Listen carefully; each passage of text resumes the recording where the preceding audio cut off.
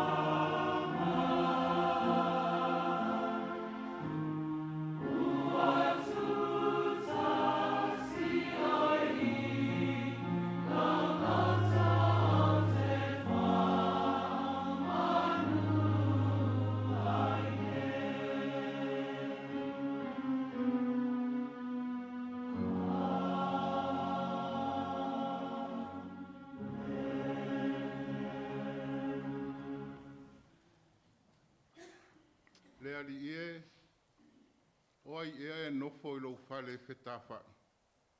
O ai ea e mau I lou maunga pa ia. O le sa vali ma le a mio sao, ma ua whai le a mio tonu, ma tautala ma le whaamaoni I lona loto. O le ua le tuua I fua I lona laulaufaiva, ma ua le anga I le la te tua oi, e le whaatupu fo I se mea e whaaluma inai, le ua lata ane I a te ia. Lord, who should enter your temple? Who should worship you on Zion, your sacred hill? Those who obey God in everything and always do what is right, whose words are true and sincere, and who do not slander others. They do no wrong to their friends, nor spread rumors about their neighbors. Tātou te talo mo le anganga pa ia.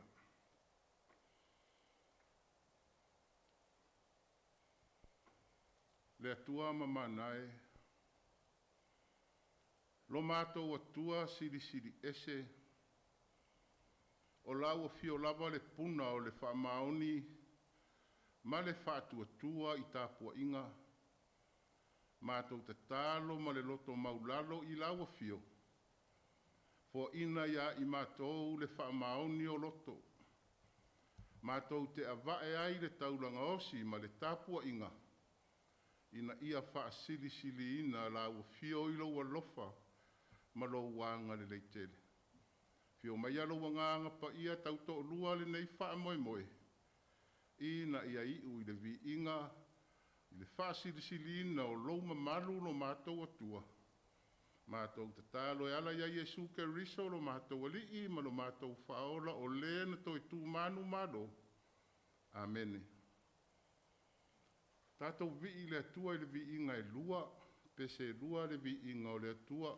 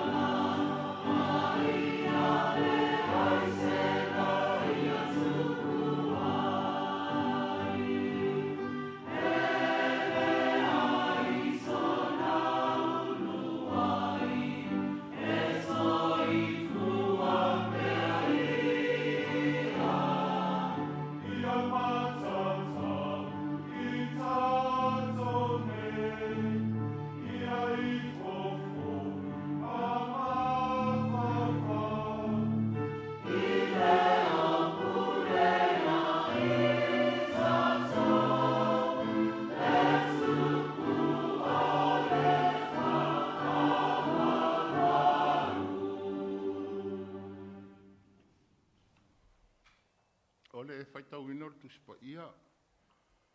O le tusi o le nei aso o le whaasolonga al tātou tusi whaitau aso mai le whenga inga tuai.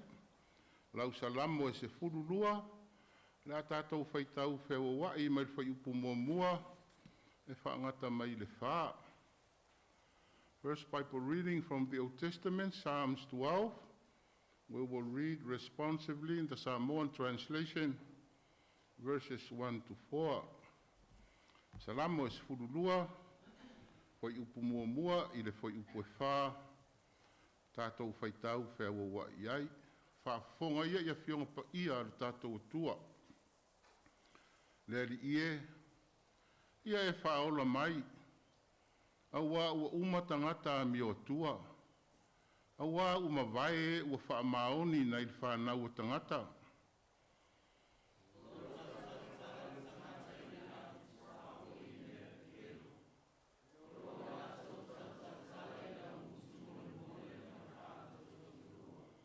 E babae ese rea li i o lau ngutu mole umalava. Male laulaufaiva e tautala i mea faasausili.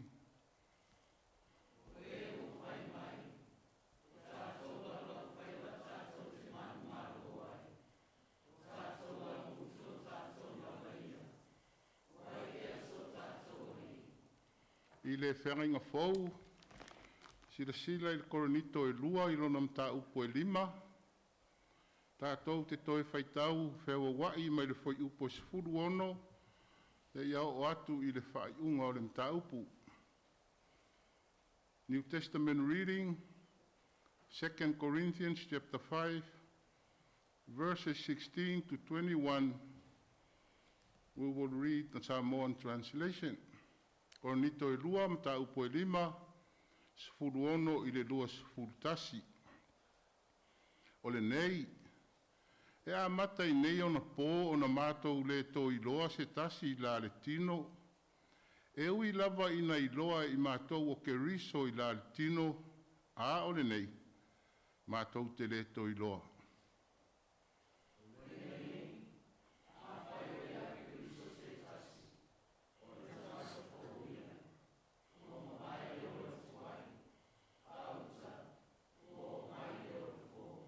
O mea uma fo'i mai le atua ia, ua uma ona whaaleleia e ia o i tātou ia te ia e ala ia Iesu ke riso. Ua tuina mai fo'i ia te i mātou le ngā duenga o le lelenga.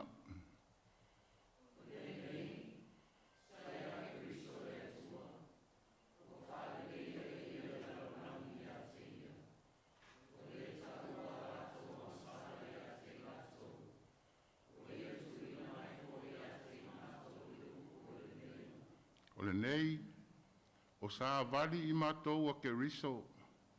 Pei se i wa ai oi mai le tua ia te o tōu e ala ia i mātou. Mātou te ole atu. O sui i mātou o ke riso. Ia o tōu le lei ma le atua.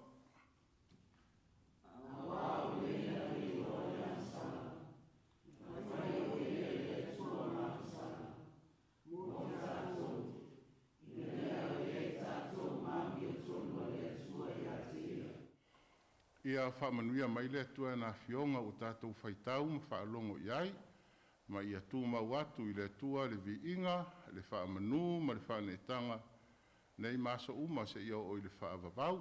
Amene. O le tala mo whanau o i.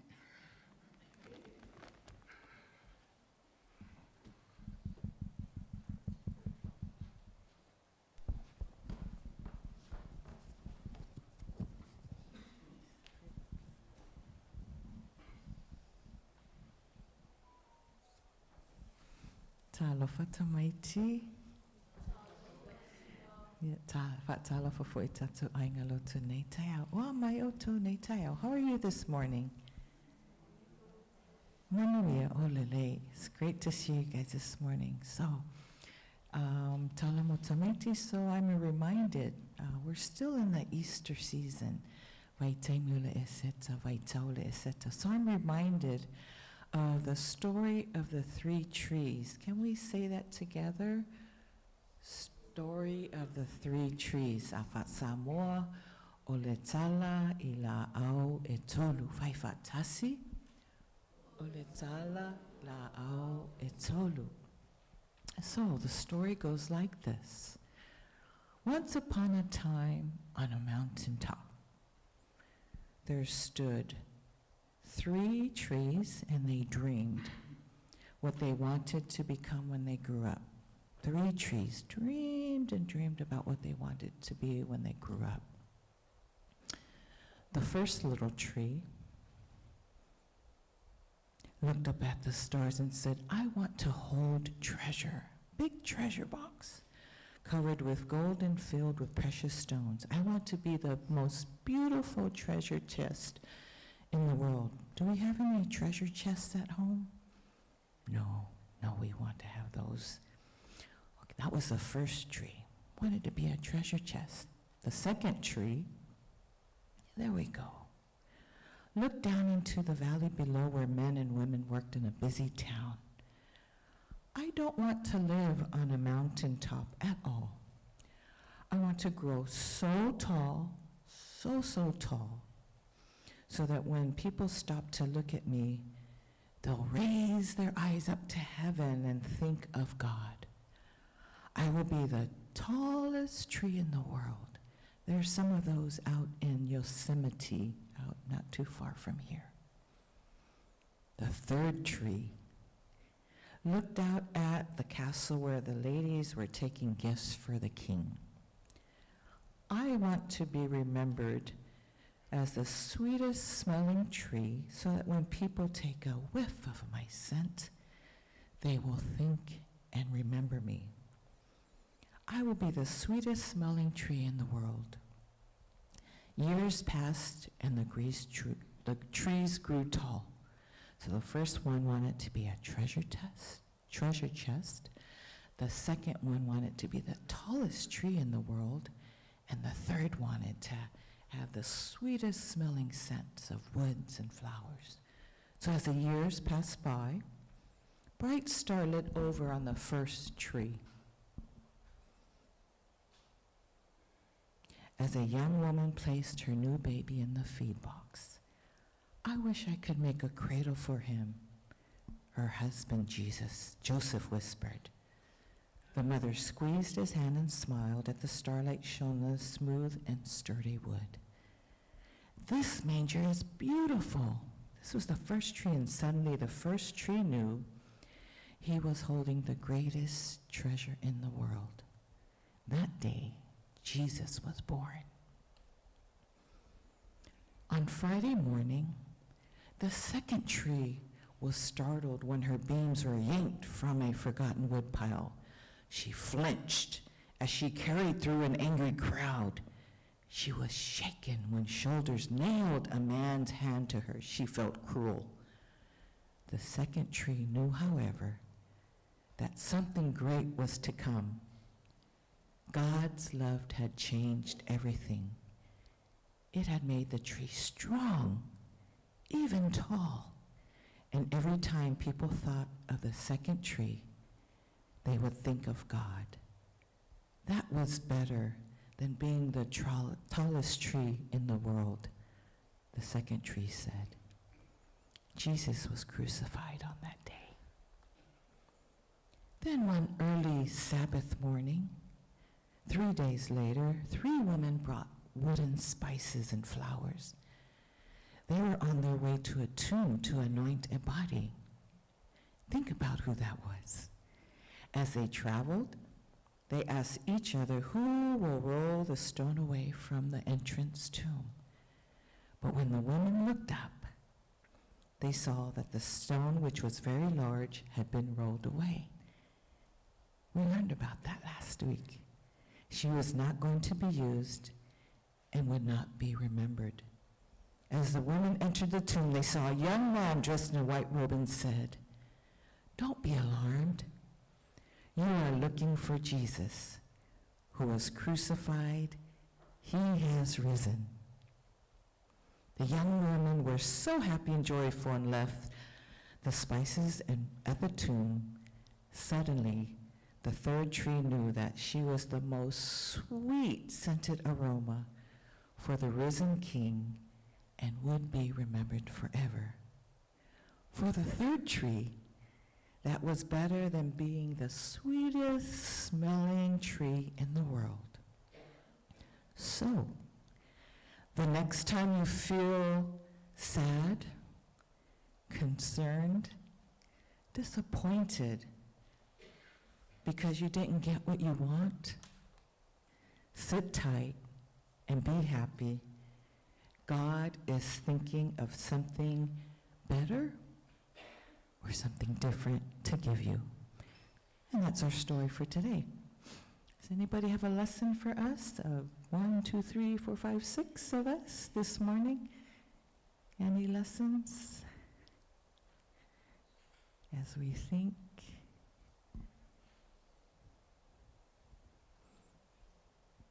Or we're still thinking, possibly looking down. I brought a couple. So the first one, sometimes what we expect is something different. Can we all say that together?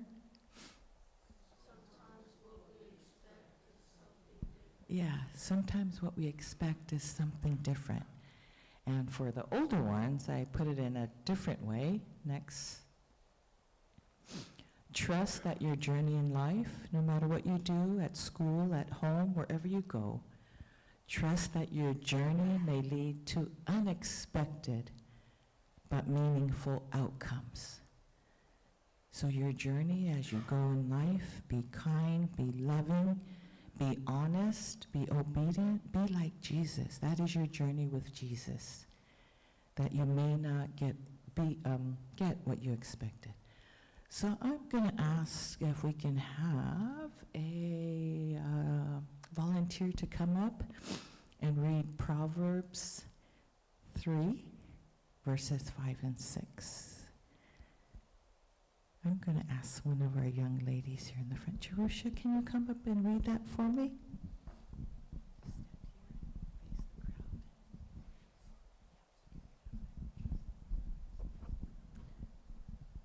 Trust in the Lord with all your heart and lean not on your own understanding.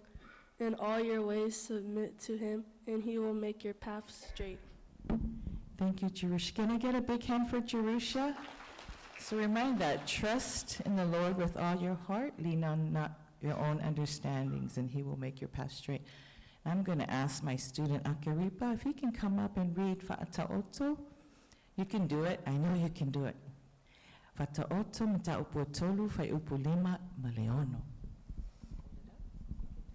Ie fa'atoa i leli I malolo toa ai awa le fa'alango I laulaufaiva atamai. Ie manatua o ia I au alauma o na fa'atonuina ai lea I lava o ala. Big hand for Akiripa. So thank you, children, for joining us, and it's great to have you this morning. So remember that sometimes what you expect may be different. What you think is expected may be different as you journey in life. And remember, God is with you along your path as we go to school. Whatever we do, we are still very young. But remember, Jesus is risen, and we celebrate him and continue to celebrate him during this Easter season. Ia manuia o tō whānau, whengai maua o ngā manuia tātou ainga lotu I le suafo Yesu. Amene.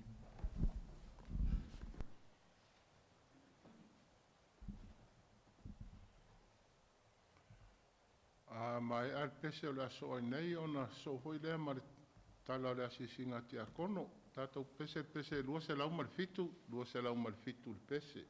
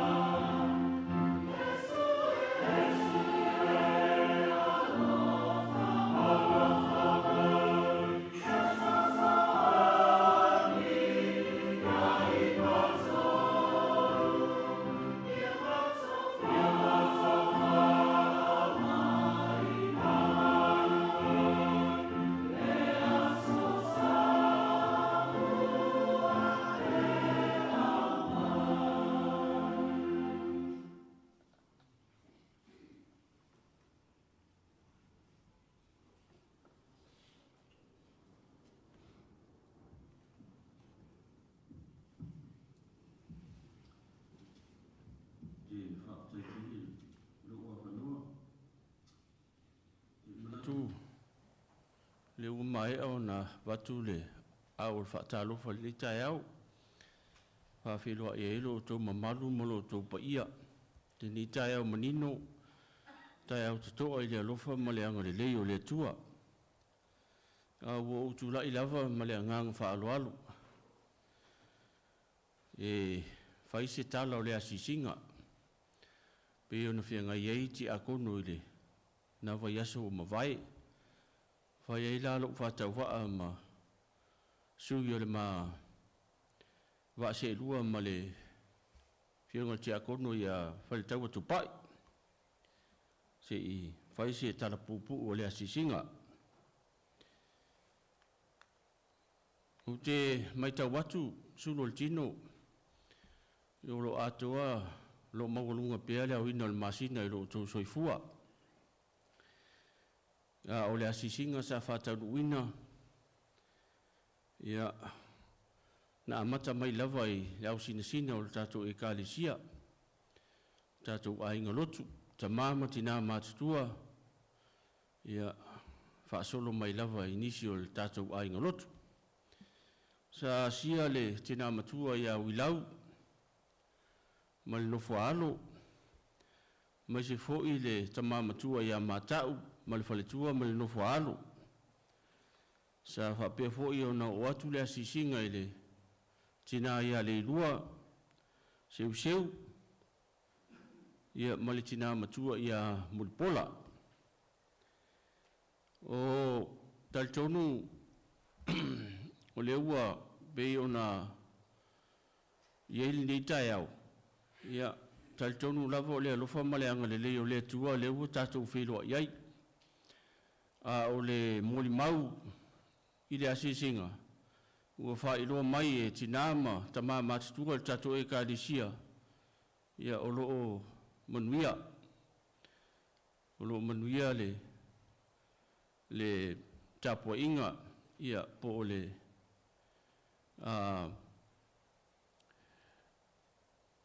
whaafonga fo ia nei ta mama tina mātutua o lo tāpua i mai lawa mota. Mai se fo i le nofo alo. O le tina matua ia mulpola, ia ele i mawose teimi e matitala no ai. Ia asa whailoa mai e se tasi o nalo. Ia o lo o manuia le tina. Baua o lea. O lo o malosi le tina e le tino. O nai whaafitau li lava. Io na au. Ia o lo whailea ma whaingatā. E le tutulai. Ia mai se fo i o le nofo umi. O le soifua le tina. Ia o whailoa mai o lo manuia. Sa ua sia fo i le tina ia tifa. Pe o tau silafia i o lo whaatautoria. Le whalitua ti akono le mautanga ngase. Ia ona o sairinga tungu fiti o lo whaawau pea li ima tamai tai fo mai. Ai ua moli mau mai le tina ia teau. Ia o lo manuia o ia. Ai o lo ono sai pea i tungu fitinga fo mai. O lo whaawau pea. Ia awa le saili manuia o le soifua maloroina. Sa oa sia le sunga le whaifi au ia e se roma le mautanga ngase.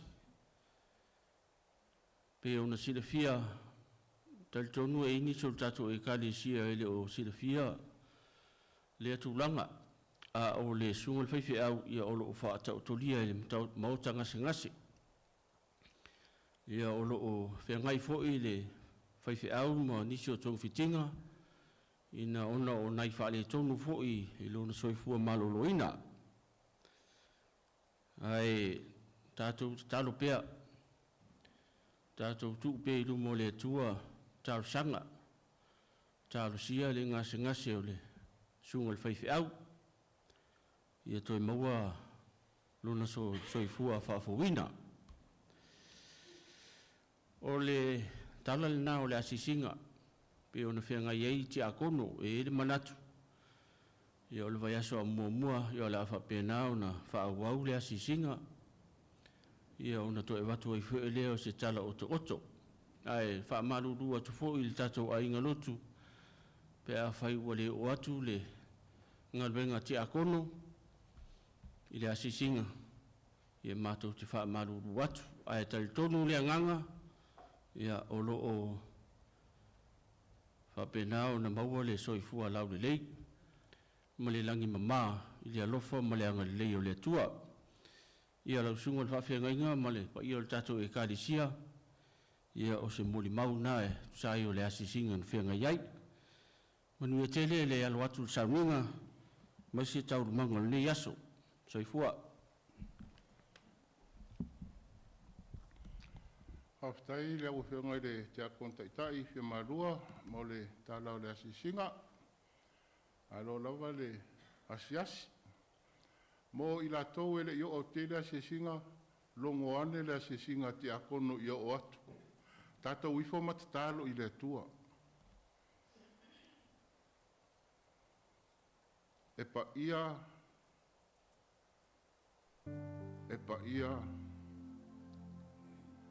ia lava la ua fio le atua tau tasi. Le atua le tamā, le atua le alo, le atua le anganga sa. O lou pa ia siri ese, mātou mōri mau ai le neitai ao. A wāua o ifo i o lātou whina ngalo ma lo lātou whātuatua. Ua pai mai o mātou loto ma o mātou mawhauwhau. Le whamaoni o loalofa. E ui na lo wā le tau. E ui fo'i na toa ngao lo a inga i le neitai ao. Aua le tu una ai lo lātou oli ma le whawhetai ai. Ua mafu ai o na tu ua o lātou maota malawa. Ua mafu ai o na tā lapu i pui o lo whale tā puai. Aua o ai ea se ulu whale i lo malu. O ai se tā puai i lo maunga pa ia. O le ua iai le whātuatua ma le whamaoni o le loto. Ua whawhafonga lo nuu ma lo ainga i le neitai au le tala o le asiasinga te akono. Aua mātou whemori maua i fo i mwhewā a iai.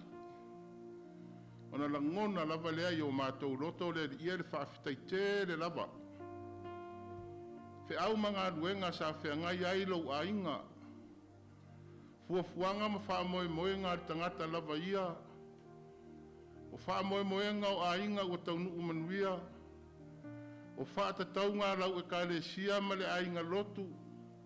Ua tau manuia. O whai ngā malanga fo i anisi o au na o tautua i le malo.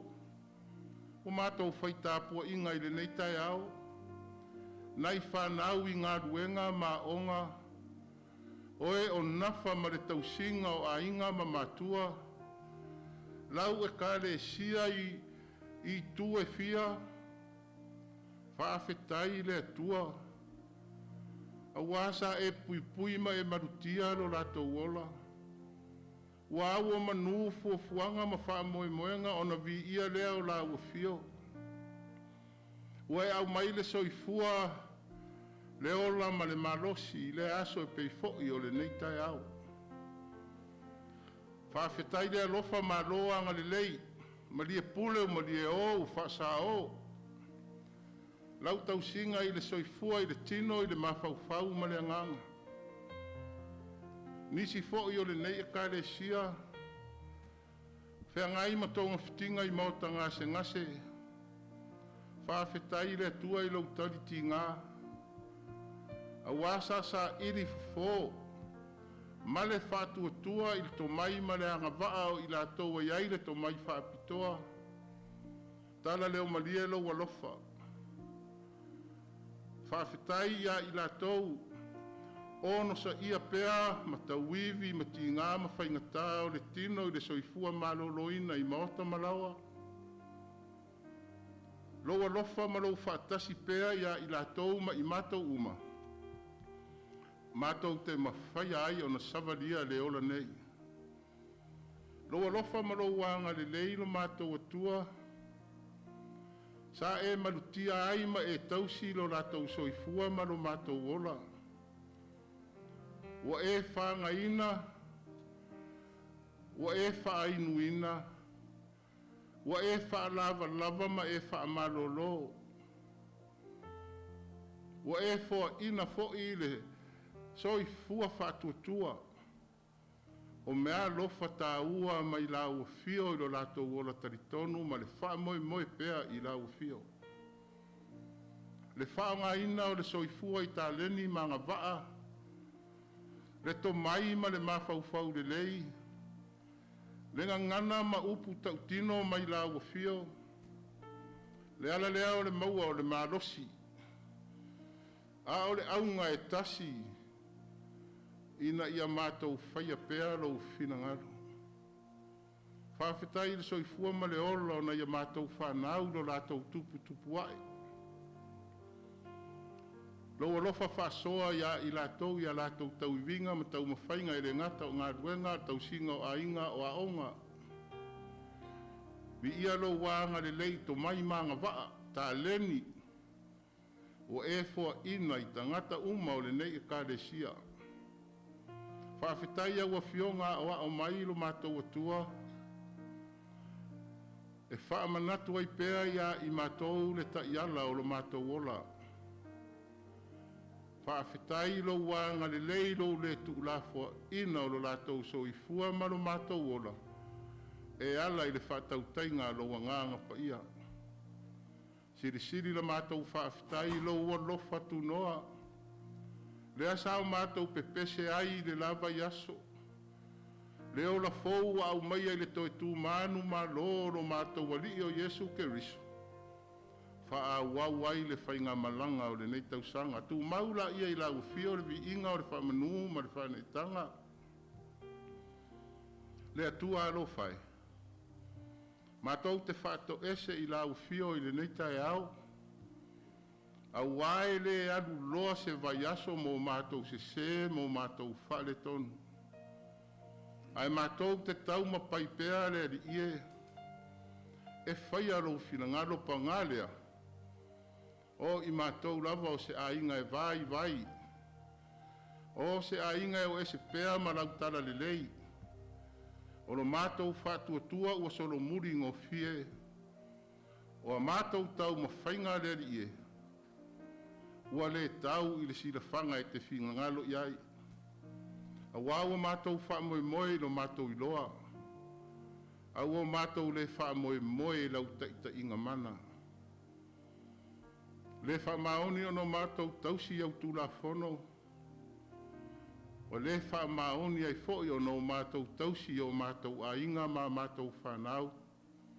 A o mātou whanau fōi le vāta puia ma lau fio. Tai nane o mātua ma mātua o mātua. Lo mātou o lau foina o whaatumtumu lima mo lau ngā ruenga. Leo foina o tāleni mā ngā waa e tautua ai o tangata lau tele ma le atunuu. Iai lava taimi ua sasi ai la mātou wa ai. Mātou whaato ese ai lea li ie. A vea pēa le toi tū mānu mā lo waro pele. Whai lava lea mala oso i le soifua ma lo mātou ola. Ina ia mātou la ngona pea. Le pai mai o lo walofa tu noa. Mātou te tālo i lau fio. Alo whangia na i o mātou ta māma tina, mātutua. Lo lātou soifua tau iwi ma le tau sili. Ia e whaamanuia ia i lātou. Whaatasi ma i lātou i taimi uma. Tausi ma whaapere lo lātou ola i tino i le mawhauwhau ma le anganga. Lango maru ma whitianga. Tainane o ngase o whengai ma i lātou. Manatua i la mātou tatalo i le neitai au. Tina ia tifa. Malau au na whaife au ia e liu i maota ngase. Manisi wa mātou le maua. Alofa lo mātou atua, au wai lo la marosi.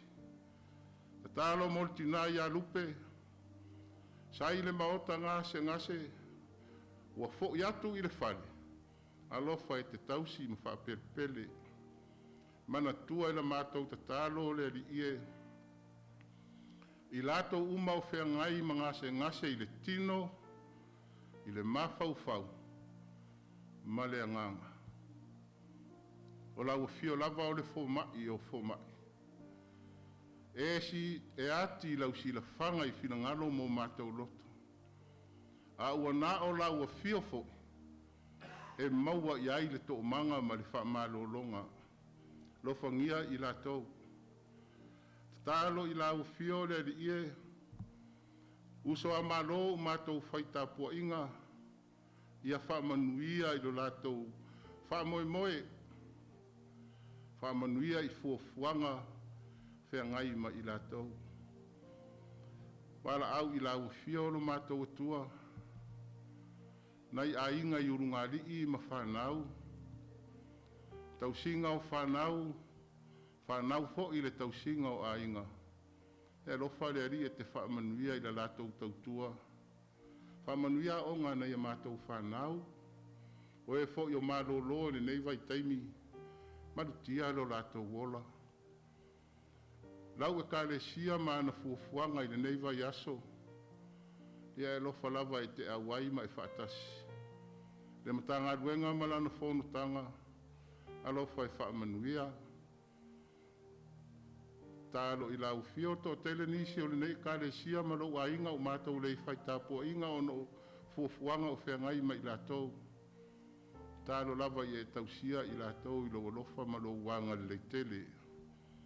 Whai ngā malanga i le ala ma le ea, pui lo latou ola. Mātou wala au i lau fio le ri ie. Le lalo langi vevesi ona o taua o whenga iai. Alo whangia i latou wa afia le soifua ma le ola. Ai e lofa e musu ina fina ngalo taitai o malo. I se file mu o le lalo langi e taula i lau o fio. Whaamanuia le kare sia malana ngā duenga tā lai i so o se fata whaitau langa lava. Mana tua e la mātou talo sa moa na lua i ana whainga malo. Kare sia mauna tangata nuu. Lofa le ri e te whaatasi ma whaamanuia ia i latou. Whaamoe o tutuila ma manua i le nei vai aso i le sisina o lana fua. Ia i lo alofa ma lo wanga le lei. Le nei atu nu tele ua o mātou no nofo mau ai. Alofa ngia e la ufio taitai o le whainga malo. Tai nane fo i latou o whaia tonu. I le tūranga whale tonu o iei nei upu whai o malo. Mātou wala au i la ufio le ri ie. Tātou ma la ufio i le nei aso. Whamoe on maftanga tina i lana whainga lotu. Ia e whaapa ia ma whaamana ina. Ia i lo wanga le lei fuafuanga uma o le nei vai aso. A mātou whalongo i lo feta lai mai. Whao ngāre whatau waa o lau au na mori o i lo wanganga le whiau mo i mātou uma. Neri ia o mātou tatalo ia. Whaatasi ai matatalo i le loto tangata la vai a mātou tu ina atu. Ia whaia lo whina ngalo. Ai le o mātou loto. Mātou tatalo e ala ia Jesu Keriso lo mātou wali i ma lo mātou whaola e tōtasi. Amen. Tātou pese se lau ono sfutasi pese.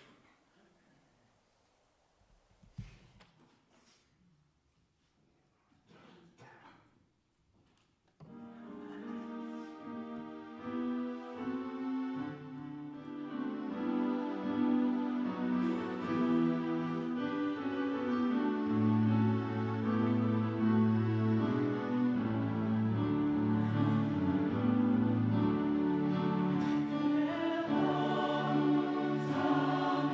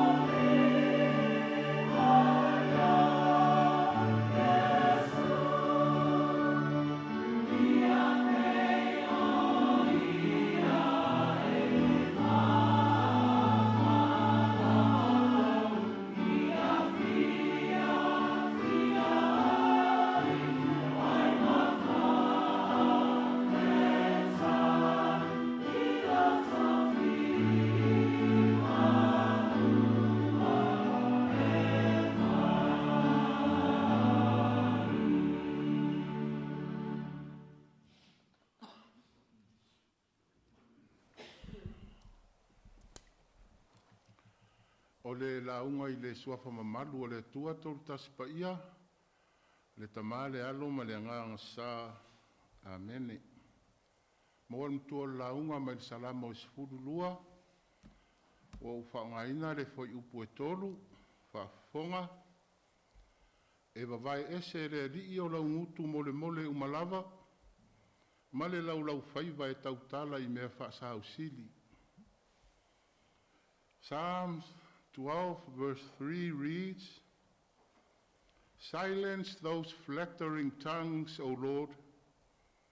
Close those boastful mouths." O le manatu au tu o le nei asa. O le laulaufaiva faasausili. Laulaufaiva faasausili. The theme for this Sunday is boastful tongues. Aso salente nei. Na tātou āralanga ma pepese ai. E moni ua toi tu Yesu. A lea ua o mai nei a sa e saule manatu au tu. O le laulaufaiva faasausili. O laulaufaiva faasausili e whātatau i upu e sau le fofonga o le tangata. Upu wha ole ole. Upu tau whaasese. Upu tau whaaleanga. Ma le whai o tala whatu. Upu e tau atuai i le isi tangata. Lewa ai maulalo. Lau inga lea laulaufaiva faasausili. A ole tu a inga laulaufaiva lea.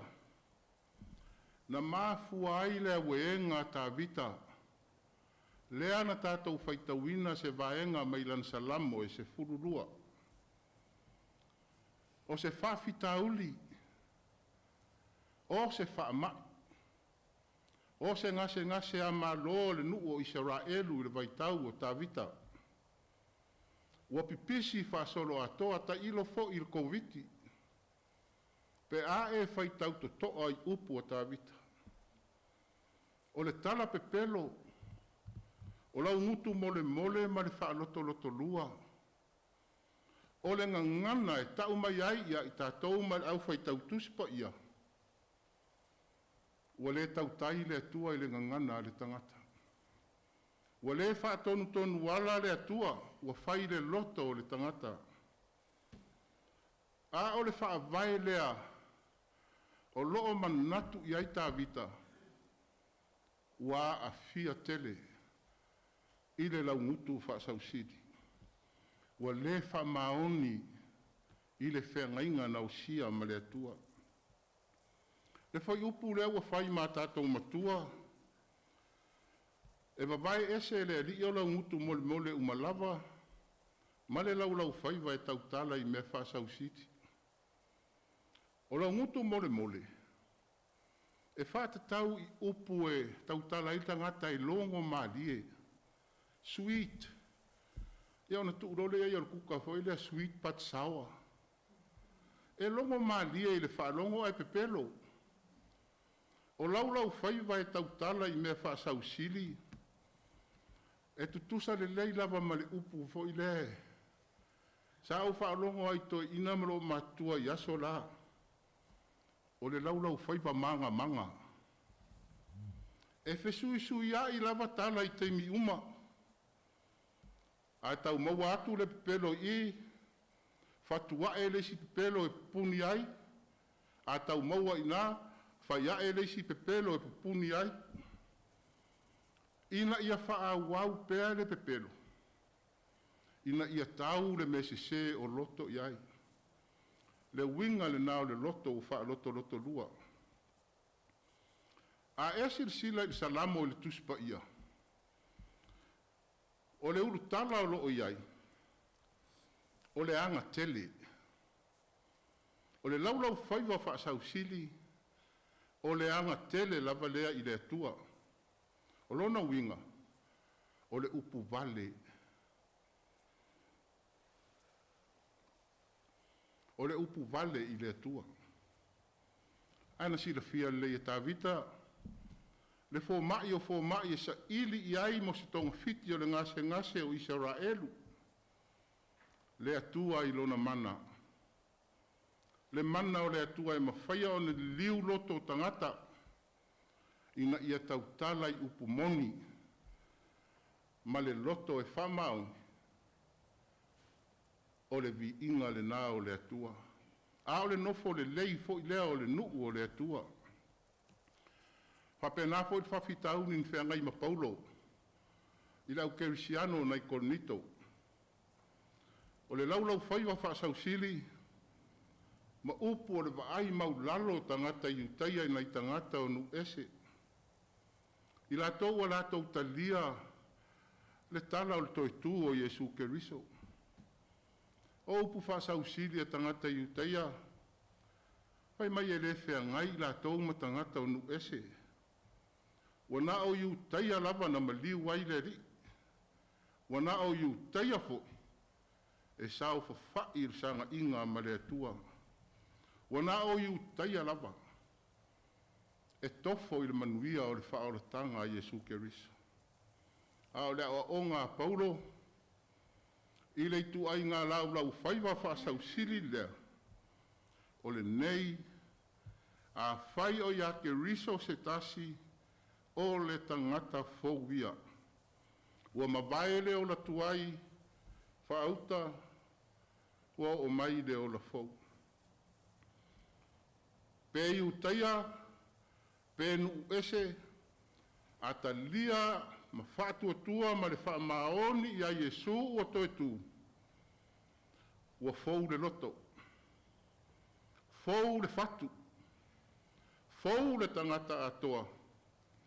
Ona siri ai lea ona fou malongo marie upu e sa unoa ma tautalai upu o le alofa.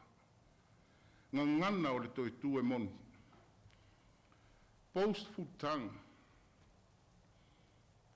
Silence those flattering tongues, O Lord. Close those boastful mouths. The phrase boastful tongue in today's reading refer to words of arrogance, words of pride in self-achievement that ignores God's presence in one's life. It also refers to words of intention to humiliate one another, words of deception and lying.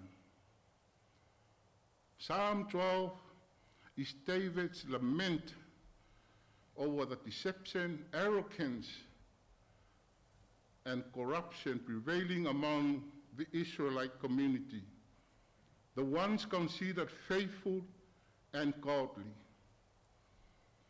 But David sought God's power to heal the dominant pandemic at the time. O Lord, silence those flattering tongues. Close those boastful mouths. For David, he trusted in God's ability to intervene and change people's heart so they would stop the flatterings and the boastful tongues. My friends in Daly City, if you have a boastful tongue, you've got a problem. And it's much more serious than you think. You have a heart problem. A person with a harsh tongue has an angry heart. A person with a negative tongue has an unsettled heart. A person with a filthy tongue has an impure heart. A person who is complaining all times, critical at everything, has a bitter heart. To address and cure that, I remind you of Paul's words in 2 Corinthians. Anyone who is in Christ is a new person. The old is gone. The new has come. Remember the Easter message last Sunday? Jesus is risen indeed. Because a new heart from Jesus being raised provide words of love, words of respect to speak and share with one another. If you have a boastful heart, don't go to the hospital. The cardiologist won't cure it. Jesus will for you. God bless you. Le ai ngai o le tua i nei tai au. O stasi lava nei o sa taua. I le malanga fa kersiano ale au kersiano. O le aso sa mua pe a umar toi tu. A o lea wa umai ai le fe au lea mo i tātou e fa manatu mo i tātou. Le tala inga o le toi tu o Yesu. Toe mafau i fo lava. A wau tele o tele o iloa. Pe iai ni laulaufaiva faasausili i tātou kālesia.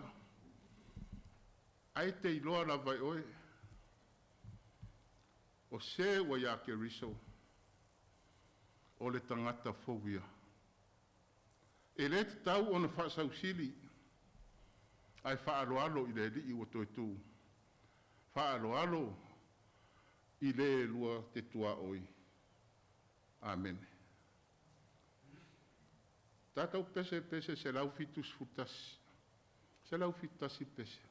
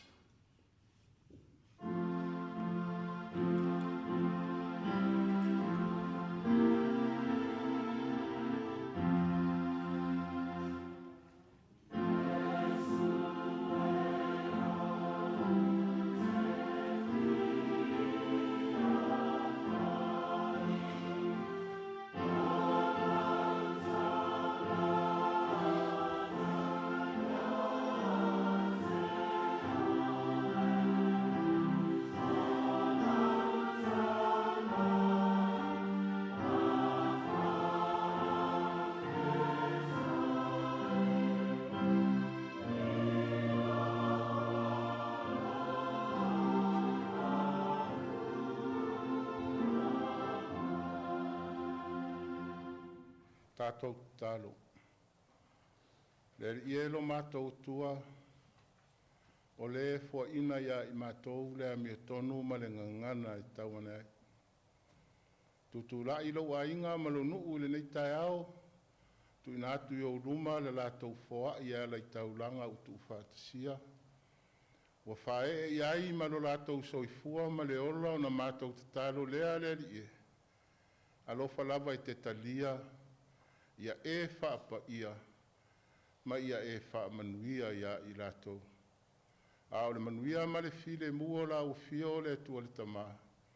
Le alofa siri ese o Yesu ke riso lo mātou ali I ma le whaola. I le male mawhitanga ma la o fio a nganga pa ia. Ia I lunga o I lātou manei, ma I lunga o le lalo langi na e whaia nei e o I le whaavavau lava. Amen.